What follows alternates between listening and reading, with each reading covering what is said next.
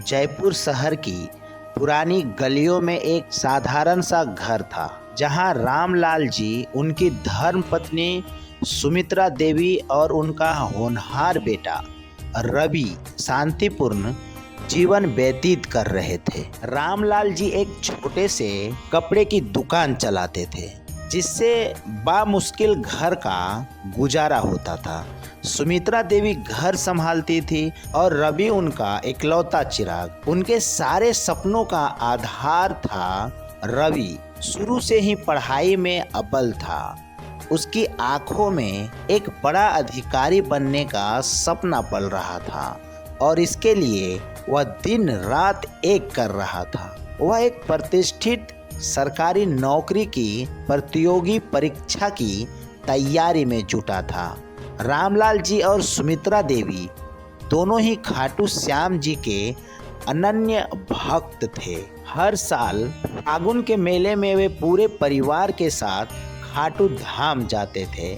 श्याम बाबा में उनकी अटूट श्रद्धा थी। इस साल रवि की परीक्षा नज़दीक थी, लेकिन उसने भी अपने माता पिता के साथ खाटू जाने का दृढ़ निश्चय किया। उसे लगता था कि बाबा का आशीर्वाद ही उसे सफलता दिलाएगा, लेकिन किस्मत को कुछ और ही मंजूर था। परीक्षा में केवल 1 महीना बचा था। रवि अपनी लाइब्रेरी से देर शाम घर लौट रहा था। उसका कंधा किताबों से भरे भारी बैग से झुका हुआ था। उस बैग में न केवल उसकी साल भर की मेहनत के नोट्स और महंगी किताबें थी, बल्कि सबसे महत्वपूर्ण उसके कॉलेज की ओरिजिनल मार्कशीट, डिग्री और अन्य प्रमाण पत्र थे। यह सभी दस्तावेज परीक्षा फॉर्म भरने के लिए अनिवार्य थे और इन्हें फिर से बनवाना एक लंबी, जटिल और खर्चीली प्रक्रिया थी, जिसमें शायद इतना समय लग जाता कि वह परीक्षा में शामिल ही ना हो पाता। अचानक एक सुनसान गली में 2 युवकों ने उसे घेर लिया। इससे पहले कि रवि कुछ समझ पाता, विरोध कर पाता, उन्होंने झपटा मारकर उसका बैग छीन लिया और अंधेरे में गायब हो गया। रवि हक्का बक्का खड़ा रह गया। उसके पैरों तले जमीन खिसक चुकी थी। उसके शरीर से जैसे जान ही निकल गई थी। घर पहुंचकर जब उसने आप बीती सुनाई तो पूरे घर में मातम सा छा गया। रामलाल जी और सुमित्रा देवी दोनों ही निशब्द थे। रवि की आंखों में आंसू सूख गए थे। उसकी आवाज बैठ गई थी। उसने थाने में रिपोर्ट दर्ज कराई। पुलिस ने FIR लिखी, लेकिन उन्हें भी कोई ठोस उम्मीद नहीं दिख रही थी। हर बीतते दिन के साथ परीक्षा फॉर्म भरने की अंतिम तिथि करीब आ रही थी और रवि के सपने धुंधले पड़ते जा रहे थे। उसने हार मान ली थी। उसकी सारी उम्मीदें टूट चुकी थी। वह ना तो खाना खा रहा था और ना ही किसी से बात कर रहा था, बस गुमसुम बैठा था। सुमित्रा देवी, जिनका श्याम बाबा में अटूट विश्वास था, एक दिन रामलाल जी के पास आई। उसकी आंखों में भी आंसू थे, पर आवाज में दृढ़ता थी। स्वामी, हमें खाटू चलना चाहिए। हमारा रवि हमेशा से बाबा का भक्त रहा है। जब दुनिया के सारे रास्ते बंद हो जाते हैं, तब श्याम बाबा ही सहारा बनते हैं। वही हमें कोई रास्ता दिखा सकते हैं। रामलाल जी ने भी गहरी सांस ली। लगा कि अब केवल अलौकिक शक्ति ही उनकी मदद कर सकती है। अगले ही दिन तीनों परिवार एक ऑटो रिक्शा करके खाटू धाम की ओर निकल पड़े। रास्ते भर रवि बस चुपचाप बैठा रहा। उसकी निगाहें कहीं शून्य में टिकी हुई थी। रामलाल जी और सुमित्रा देवी मन ही मन श्याम बाबा से लगातार प्रार्थना कर रहे थे। खाटू पहुंचकर मंदिर में भारी भीड़ थी। जैसे तैसे उन्होंने दर्शन किया। श्याम बाबा की अनुपम छवि के सामने खड़े होकर सुमित्रा देवी की आंखों से आंसू धारा बह निकली। उन्होंने हाथ जोड़कर पूरी व्यथा बाबा के सामने रखी, जैसे कोई बच्चा अपनी माँ से शिकायत करता है। रवि भी पहली बार बाबा के सामने अपने मन का बोझ हल्का किया। उसने रोते हुए कहा, बाबा, मैंने क्या गलती की थी?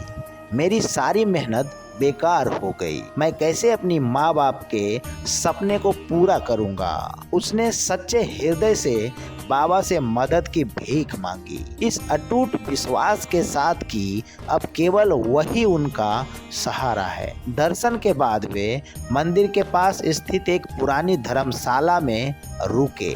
अगले दिन सुबह जब रामलाल जी और सुमित्रा देवी आरती में शामिल होने की तैयारी कर रहे थे, तभी धर्मशाला के प्रबंधक उनके कमरे पर आए। उनके हाथ में एक पुराना धूल से सना हुआ, एक तरफ से फटा हुआ बैग था। प्रबंधक ने कुछ हिचकिचाते हुए पूछा, माफ कीजिएगा, यह बैग हमें धर्मशाला के पीछे वाले हिस्से में एक पुराने नीम के पेड़ के नीचे पड़ा मिला। क्या यह आप लोगों में से किसी का है? जैसे ही रवि ने उस बैग पर नजर डाली, उसकी सुनी आंखों में एक अजीब सी चमक दौड़ गई।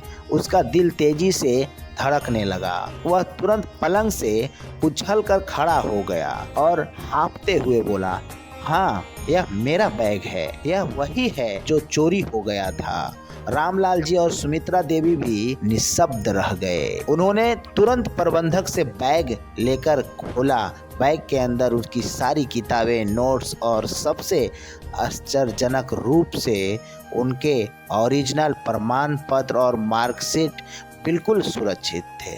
बस बैग में रखे कुछ छोटे मोटे पैसे गायब थे, लेकिन उन दस्तावेजों का मिल जाना किसी जीवन दान से कम नहीं था। रवि के चेहरे पर महीनों बाद खुशी की एक लहर दौड़ गई। उसकी आंखों से जो आंसू बह रहे थे, वे अब दुख के नहीं बल्कि असीम खुशी और कृतज्ञता के था। वह तुरंत प्रबंधक के पैरों में गिर पड़ा, उनका धन्यवाद किया। प्रबंधक भी इस घटना से अचंभित थे।